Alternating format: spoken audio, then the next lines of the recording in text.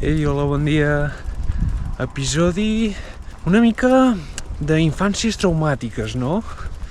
Vull dir, pobra història. O sigui, que la persona que tu et penses que és la teva mare et faci això, i que el pare pràcticament no el coneixis. Vull dir, que sí, que tens sang reial, però viure d'aquesta manera no sé si val la pena, Això per una banda. Llavors, l'Erwin també, o sigui, no tant, però, o sigui, maten el teu pare perquè xerres. O sigui, jo si fos l'Erwin no tornaria a obrir la boca en la meva vida. I en Levi també ens van ensenyar una imatge quan surt en Kenny, però no han explicat res de moment, però també no sembla gaire alegre. No. I queda confirmat que el rei que hi ha ara és un impostor, val? No hi pinta res allà dalt. No sé com hi ha arribat, suposo que amb mentides, per variar, perquè tota la història de què hi havia abans de les muralles sembla que han fet veure com si no hagués existit. Per tant, anem a destronar aquest rei, no? Sí, jo estic a favor. I atenció, que sabem per què volen menjar l'Eren.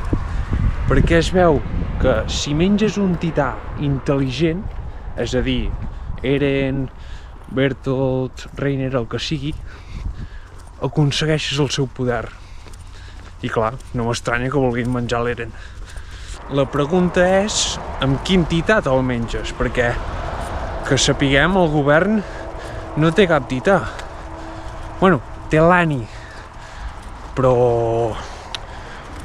Reiner i companyia no tenen pinta de ser del govern, no? I he de reconèixer que meravellosa jugada, l'interrogatori que fan en Levi i la Hansch. Lo de... Vale, aquest no vol xerrar. D'acord, fem un descans, però deixem la porta ajustada perquè ens escolti. I després li fem dir al seu company un guió que ens hem preparat, perquè es pensi que l'ha traicionat. I llavors ho explica tot. Boníssim.